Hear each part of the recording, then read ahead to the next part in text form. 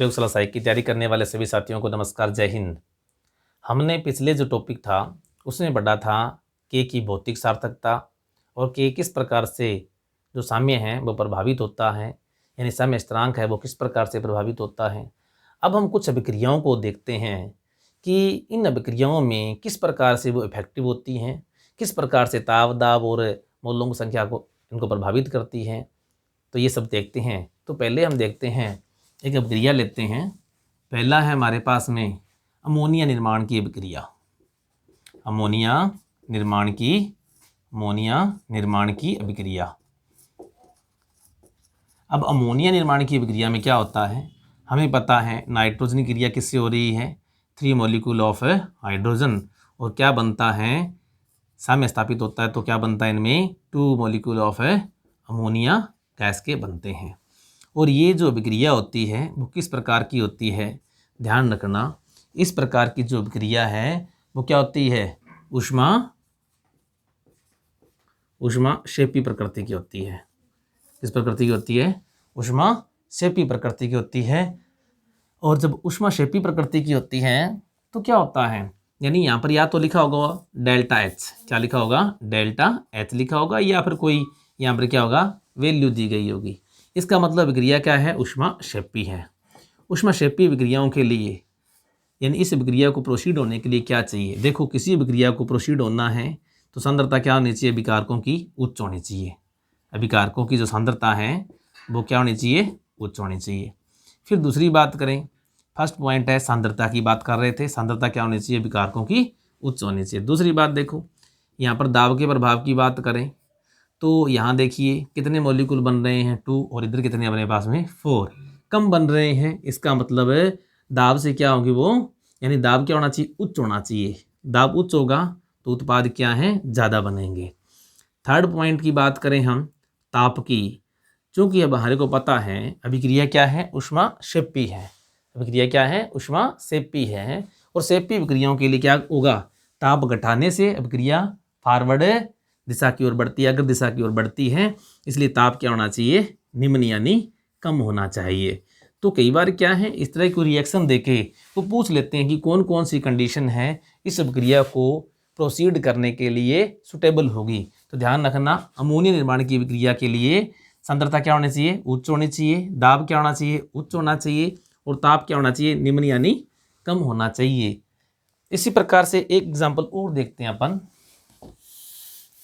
एक एग्जाम्पल और देखते हैं। उसमें देखते हैं कि एक अभिक्रिया है, यानी सल्फर डाइऑक्साइड है, इसकी अभिक्रिया हो रही है किससे, ऑक्सीजन से। ये सल्फर डाइऑक्साइड गैस है, इसकी अभिक्रिया किससे हो रही है, ऑक्सीजन से।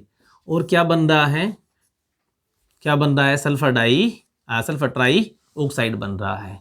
अगर इसको संतुलित कर दें तो क्या बना अपने पास में, 2 मॉलिक्यूल्स ऑफ सल्फर ट्राइऑक्साइड, और यहाँ पर क्या है, 2 मॉलिक्यूल ऑफ किसके लिए थे अपन ने, सल्फर डाइऑक्साइड की। ये अभिक्रिया भी क्या होती है, ध्यान रखना, यहाँ पे डेल्टा एच की वैल्यू दी हुई है। इसका मतलब क्या है, ये अभिक्रिया ऊष्माक्षेपी है। ऊष्मा क्या है, क्षेपी है। तो बात वहीं की वहीं आ गई। इसमें कितने मॉलिक्यूल्स अपने पास में, 2 और 1 3, और बन कितने रहे हैं, 2। तो इस प्रकार की अभिक्रिया को अगर हम देखें तो इसके लिए भी क्या है, सांद्रता तो देखो सभी अभिक्रियाओं के लिए अभिकार को सांद्रता उच्च होनी ही चाहिए।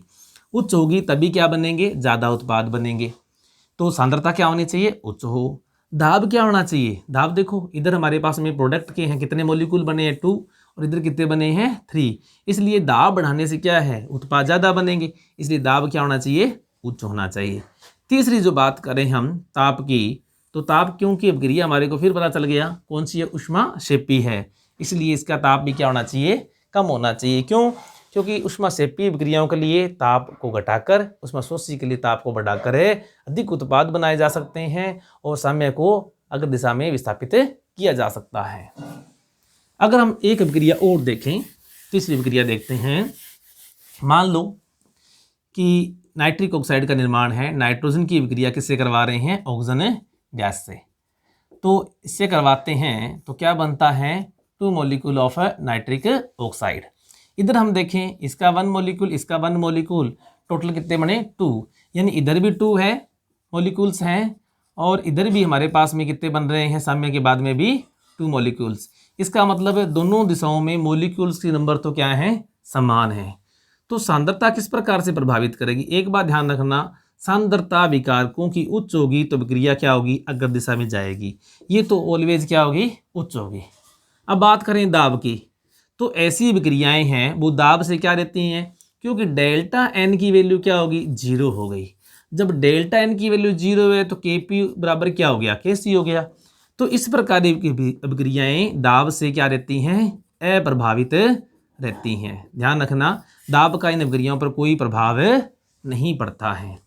अगर हम देखें इस अभिक्रिया में, तो ये अभिक्रिया क्या होती है, ऊष्मा शोषी होती है, ऊष्मा शोषी प्रकृति की होती है, यानी यहाँ पर डेल्टा एच की वैल्यू क्या होती है, नेगेटिव दी होती है या कोई वैल्यू दी गई होती है। तो वहाँ पर अगर हम देखें इसको, तो ताप के प्रभाव, क्योंकि अभिक्रिया क्या है, ऊष्मा शोषी है, ऊष्मा शोषी अभिक्रियाओं के लिए ताप को बढ़ाना पड़ेगा। तो ताप क्या होना चाहिए, यहाँ पर उच्च होगा, तो अभिक्रिया में क्या होगा, सामंजस्य शीघ्रता स्थापित होगा और उत्पाद भी क्या बनेंगे, अधिक बनेंगे। तो वो क्वेश्चन पूछ लेता है कि नाइट्रिक ऑक्साइड के बनने में कौन कौन सी कंडीशन है वो सुटेबल होती है।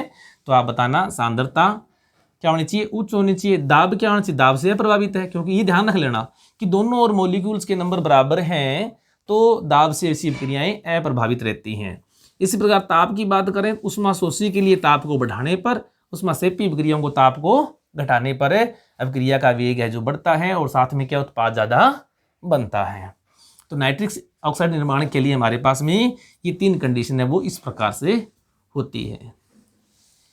एक अभिक्रिया और देखें, जो अभिक्रियाएं हमारे एग्जाम में पूछी जाती है उन्हीं अभिक्रियाओं को मैं यहाँ पर लेके चल रहा हूँ, क्योंकि एग्जाम में कुछ भी पता नहीं होता कि कौन सी अभिक्रिया पूछे, क्या पूछे। अगली अभिक्रिया देखें, 4th अभिक्रिया, उसमें क्या था, देख लेते हैं। हाइड्रोजन गैस है, इसकी अभिक्रिया किससे करवा रहे हैं, आयोडीन से, और क्या बन रहा है, 2 मॉलिक्यूल्स ऑफ HI बन रहे हैं। यहाँ पर कितने मॉलिक्यूल्स हैं, इसका एक मॉलिक्यूल, इसका एक मॉलिक्यूल, कितने मॉलिक्यूल बने, 2 बने। इसका मतलब यहाँ पर हम देखें, सबसे पहला फैक्टर देखें, सांद्रता की बात करें तो सांद्रता है वो तो क्या होनी चाहिए, ऑलवेज पहले बता चुका हूँ कि अभिकारकों की सांद्रता उच्च होगी तभी उत्पाद ज़्यादा बनेंगे।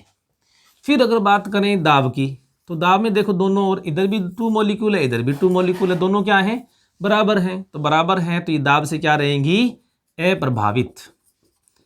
क्योंकि अभिक्रिया को देख के आप बता सकते हो कि अभिक्रिया किस प्रकार की है, उनमें उत्पाद कितने मॉलिक्यूल बने हैं, रिएक्टेंट कितने मॉलिक्यूल, तो सीधा सीधा क्वेश्चन पूछ लेता है वो। तो ध्यान रखना कि दाब से अभिक्रिया क्या रहती है, अप्रभावित। अब बात आती है ताप की, क्योंकि ये अभिक्रिया क्या होती है, ऊष्माक्षेपी होती है। ये अभिक्रिया क्या होती है, यहाँ पर डेल्टा H पॉजिटिव दिया हुआ है, इसका मतलब अभिक्रिया क्या ऊष्माक्षेपी है। और क्षेपी अभिक्रियाओं के लिए ताप क्या होना चाहिए, निम्न होना चाहिए। अगर ताप कम होगा तो अभिक्रिया में क्या बनेगा, उत्पाद अधिक, यानी साम्य है वो अग्र दिशा में विस्थापित हो जाएगा। तो इस प्रकार से साथियों कि अगर वहाँ पर क्या है, कोई ऐसा क्वेश्चन दिया हो, कोई अभिक्रिया दी गई हो, तो उस अभिक्रिया के लिए इस तरह की बात को पूछा जा सकता है कि बताइए इस अभिक्रिया के लिए कौन सी कंडीशन सुटेबल है और या कौन सी कंडीशन सुटेबल नहीं है। सबसे बड़ी बात ये है कि कॉन्सेप्ट आप अपने क्लियर कीजिए और इसके बाद में जब हम क्वेश्चन करेंगे तो उन क्वेश्चनों को ध्यान से देखिए और क्वेश्चनों को हल करने का प्रयास कीजिए। जब क्वेश्चन आप करोगे तो आपके कंसेप्ट हैं वो और ज़्यादा क्लियर होंगे। Thank you.